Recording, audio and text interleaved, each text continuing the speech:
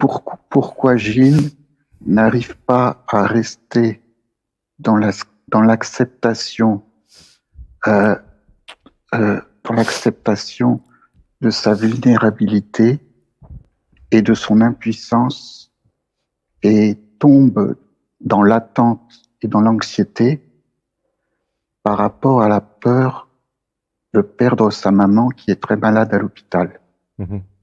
Ouais, ça pleure. Laisse pleurer. 1, 2, 3. Alors, je me connecte, il y a juste à écouter. Alors, j'avais besoin de comprendre la vie, en fait, le jeu vidéo dans lequel nous sommes, qui s'appelle la vie.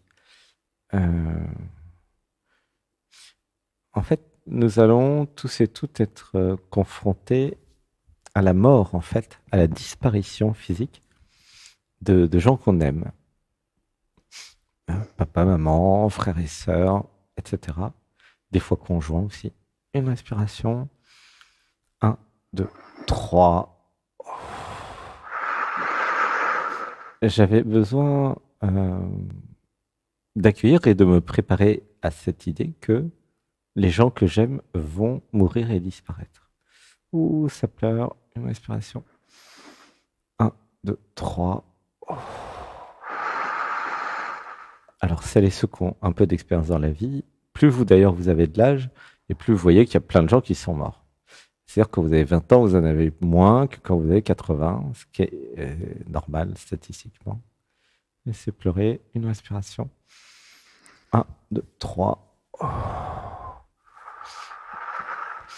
Alors, j'avais besoin de voir que c'est ce sont des émotions normales à vivre. Ça fait partie de ce que nous devons en fait vivre en tant qu'humains. Sachant que chaque personne qui part, puisqu'il y a des gens qui meurent, c'est du point de vue de l'être, ça a été voulu en fait le départ. Il n'y a pas de mort accidentelle en fait, ça n'existe pas. Même il y en a qui veulent mourir et qui n'y arrivent pas, comme on a vu tout à l'heure Jérémy, il y avait son système d'auto-sabotage qui voulait mourir, et ben non, et il n'a pas pu. Et il y a plein de gens comme ça qui voudraient bien mourir, mais non, ils n'ont pas fini. Et puis il y en a d'autres qui vont mourir alors qu'ils n'ont rien demandé. Et puis voilà. Donc c'est l'être qui décide en fait. C'est important de voir ça du moment, ok, en fonction de tout un tas voilà, de circonstances, de règles, etc. Une respiration. 1, 2, 3. Et j'avais besoin de voir que vivre l'impuissance, donc quelqu'un qui décède, ou qui part d'ailleurs, vivre l'impuissance fait partie aussi de l'identification à l'identité. En s'identifiant à Gilles, je vais vivre l'impuissance de Gilles sur Terre. C'est pareil pour chacun d'entre nous. En allant dans l'être, je vais vivre l'accueil de ce qui est. Ouh là, ça pleure. Et c'est un petit peu différent de vivre l'accueil de ce qui est. Peut-être que quelqu'un va partir. Et vivre l'impuissance de l'identité. Tu vois la nuance? Oui. C'est-à-dire que si je suis identifié à l'identité, ben je vis mon impuissance. Bon. Mais si je suis identifié à l'être, je vis l'accueil du départ et de la perfection divine. Ce qui est plus paisible, en fait, tu vois, et un peu moins souffrant. Une inspiration. Justement. Alors, attends. 1, 2, 3. Ouf. Voilà, c'est à toi. Ce que je veux dire, c'est que par moments, justement, ça, j'arrive à le vivre, mais je retombe dans une espèce de truc d'attente, d'une attente angoissée, c'est-à-dire que j'ose plus appeler pour avoir des nouvelles, je reste 4-5 jours, et chaque seconde, j'ai peur du coup de fil qui m'annoncera le décès, et c'est cet état-là qui est presque pire que le deuil, parce que à un moment, je croyais vraiment que ma mère, quand je la reverrais, elle serait morte, et presque j'étais soulagé presque. j'ai fait des trucs de gratitude où je l'ai remerciée pour tout l'amour qu'elle m'avait donné, son soutien. Et du coup, je me sentais apaisé. Mais Alors, c'est, j'ai un truc qui me vient. Est-ce que tu peux aller auprès d'elle? eh ben, j'y suis allé hier. Ok, Et en fait, je peux y aller une fois par semaine à peu près parce qu'il faut que je prenne le train. Et ok. puis, Et c'était comment hier euh, avec elle? eh ben, ça allait beaucoup mieux parce qu'en fait, je m'attendais justement à ce qu'elle soit dans un état catastrophique parce que quand j'ai ma sœur ou mon père au téléphone, ils Mhm, sont très négatifs. mhm, Mais en fait, là, elle était toute requinquée parce qu'il lui avait fait des transfusions sanguines mhm. et elle risque sans doute de sortir de l'hôpital la semaine prochaine parce qu'en fait, ils n'ont pas pu trouver le bon dosage parce que à cause de son cœur, elle fait de la rétention d'eau, mais en plus, elle a des problèmes de reins, donc ils peuvent pas à la fois enlever l'eau sans abîmer les reins. En fait, ils ont Ok. pas trouvé le bon Alors, on dosage. va faire, attends, on va faire une respiration. Il n'y a pas besoin des détails techniques. Une respiration. Mm. Un, deux, trois. Alors, ce que je ressens, ce que je reçois, ce qui est important, c'est que tu sois dans l'amour avec elle, hein. C'est quelque chose que je recommande d'ailleurs dès que vous avez quelqu'un qui va partir, c'est que c'est important de partir en bon terme. Euh, voilà, pour plein de raisons en fait, hein. Et c'est très important, ouais, de partir en bon terme, si je puis dire ça comme ça. Et donc, bah voilà, le plus possible, passe du temps avec elle, euh, envoie-lui plein Ouais. d'amour, et puis, J'ai mon ami de Rouen qui est magnétiseur et qui la suit depuis plusieurs mois et qui là intervient beaucoup pour l'aider, la soutenir dans les moments cruciaux. mhm. Alors on va faire une respiration. Un, 2, 3. En fait, si elle sort de l'hôpital, c'est que sa vie n'est pas en danger, hein, tu sais. Euh, Et bah, sinon, il la laisserait pas sortir, hein. C'est sûr. Tu vois? oui, c'est aussi parce qu'ils peuvent pas la garder à l'hôpital s'ils font rien, en fait. Donc, s'ils osent pas mettre les dosages, mais c'est vrai, en tout cas, c'est sûr que euh, par rapport à la semaine dernière, là, depuis hier, je suis beaucoup plus soulagé, quoi. Mhm. Et Mhm. Alors, surtout, ce qui m'a vraiment remis droit, et ça, c'est bien parce que ça résonne avec ce dont on a parlé cet après-midi dans la méditation. Euh, c'est que le vendredi soir, j'avais un concert et j'étais tellement mal que j'ai dit aux gens qui l'organisaient que j'étais pas bien. Ils m'ont dit, si tu veux, on annule.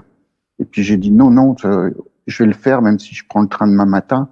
Je vais faire le concert.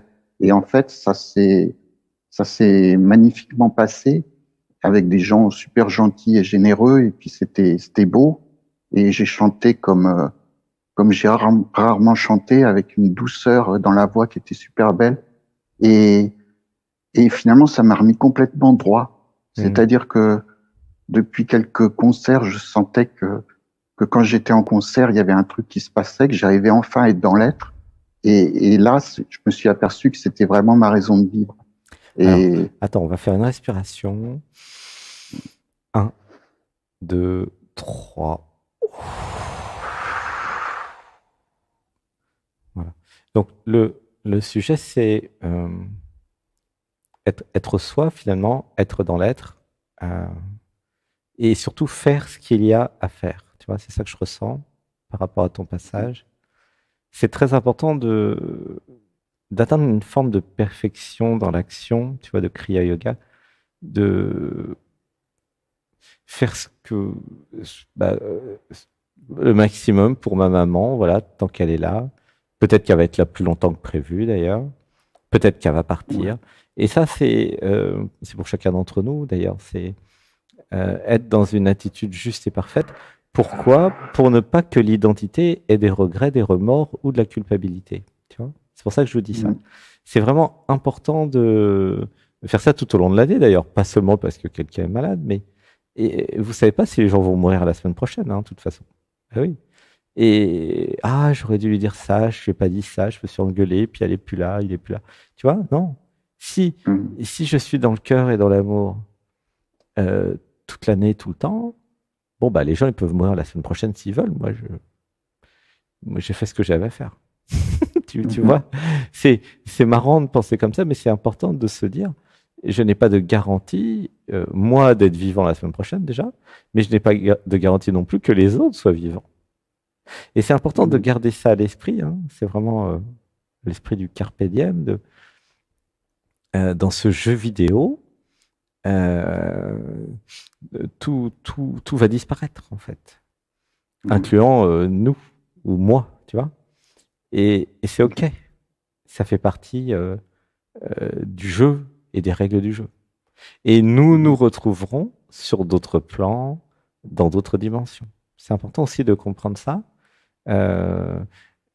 Voilà, afin de bien, comment dire, entre guillemets, profiter du deuil dans cette vie-là, parce que c'est temporaire aussi le deuil, tu vois. Puisqu'à un moment, vous allez les retrouver.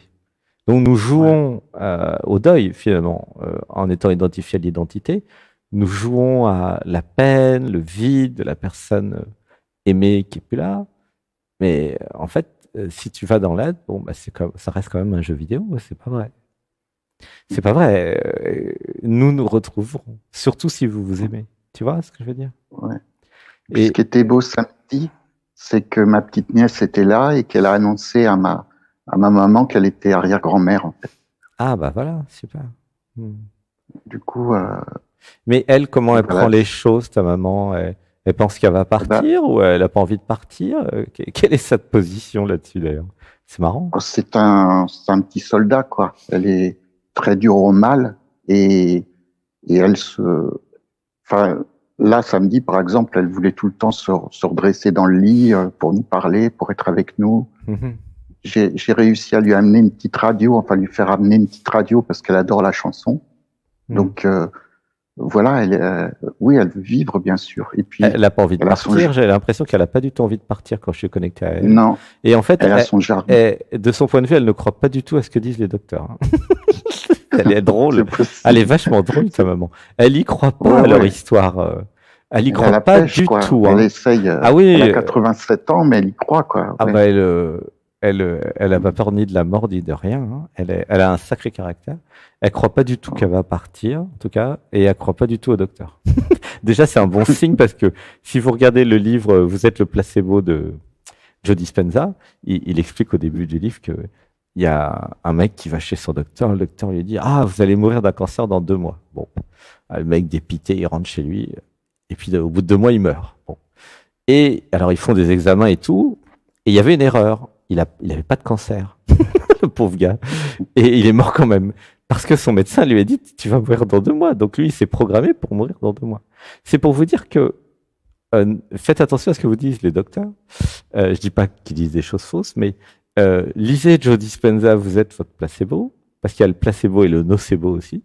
Et en fait, des fois, il y a des gens qui doivent mourir et puis qui meurent jamais. Hein. Parce qu'ils y croient pas, en fait. Tu vois ce que je veux dire? Donc voilà, si tout le monde vit la mort de sa mère dans ta famille, elle aura plus besoin de mourir puisque tout le monde l'aura déjà vécu. Tu vois comment ça marche l'univers? Donc continue à vivre cette idée: ah, ma maman est morte, je suis triste. Vis-le, vis le deuil, vis tout. Et si tu l'as tellement bien vécu, l'univers n'aura plus aucune raison de la faire disparaître. Tout à fait. Ça peut sembler bizarre ce que je vous dis, mais ça marche vraiment comme ça. Non, c'est parce que justement, hier, la semaine dernière, vendredi, donc je partais le lendemain seulement pour l'hôpital. Je me suis assis. J'aime bien tous les matins marcher 2 heures au bord de l'eau sous les arbres, parce que quelqu'un qui faisait avec toi de la clairvoyance, Christine, elle m'avait dit que j'avais un fort rapport avec les êtres de la nature, les arbres, etc. Et là, je m'en aperçois beaucoup parce que ça me fait un bien fou de marcher 2 heures au bord de l'eau avec les arbres. Ah bah oui. Et donc, je m'étais assis sur mon petit banc parce que c'est mon aboutissement. Je vais jusqu'à là et puis après, je reviens. Et tout d'un coup, toute l'eau de la rivière, avec le soleil, s'est mis à briller comme des diamants. Et à ce moment-là, je me suis dit, peut-être que ma maman est morte. Et j'ai pleuré. Et en fait, c'était super beau. Et puis, le soleil est passé et voilà. Et en fait, j'étais tout surpris le lendemain de voir qu'elle avait la pêche et tout, quoi. Où ça pleure. Alors, une respiration. Un, deux, trois. Nous sommes avec un poète. Hein. C'est extraordinaire d'être dans ta tête, hein, mon chéri. Je t'aime. Gratitude que tu sois passé l'année dernière à Saint-Exan. C'est quand même un spécimen, hein, Gilles. C'est un poète. Gratitude pour la poésie et tout ce que tu amènes et tout ce que tu dégages. Voilà, donc continue à aller dans l'être, à être ce que tu es, à accueillir tout. Hein. Vivre l'impuissance, vivre le désespoir, vivre le deuil, tout vivre. C'est ça la vie. Et là, vous allez dans le réel. Je dis pas que c'est facile à vivre et que c'est agréable, mais je dis que c'est réel. La mort est réelle. Oui. Une naissance, c'est réel. La mort, c'est réel. Tout ça, là, tous ces trucs-là difficiles, c'est réel. Tu vois? Donc, continue à vivre le réel, en fait. Okay, tu as été, comment dire, entraîné à vivre ce qui va arriver, de toute façon. Tu es prêt, oui. Tu vois. Mon chat, déjà, il m'a bien entraîné quand il est mort, il y a 2 ans. Et j'avais une amoureuse qui est morte en Thaïlande. Mais là, ça avait été très violent parce que ça avait été un coup de fil le matin qui m'annonçait directement sa mort, alors que je m'y attendais pas du tout. Ouh, ça pleure. Mais sinon, j'ai pas du tout été préparé à la mort. C'est ça qui est compliqué. C'est que j'ai 59 ans et que finalement, la chose à laquelle j'ai été jamais préparé, c'est justement à la mort des proches, quoi. Mais là, quand je dis tu es prêt, à l'intérieur, tu es plus prêt que ce que tu crois.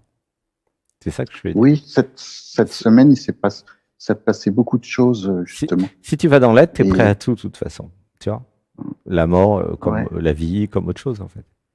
Et de toute façon, là, pour tout le groupe, ce qui est important de voir, c'est que de toute façon, il y a des surprises. C'est conçu comme ça, le jeu vidéo. Pour ne pas que vous vous ennuyiez, il y a des surprises. Ah, je crois qu'elle va mourir. Bah non, elle est en pleine forme. Je crois qu'elle est en pleine forme. Bah non, elle va mourir. C'est comme ça. C'est fait exprès, en fait. Hein. C'est pas pour jouer sur vos nerfs. C'est fait pour que vous ayez des émotions, des peurs. C'est fait tout exprès, en fait, pour que vous viviez des choses.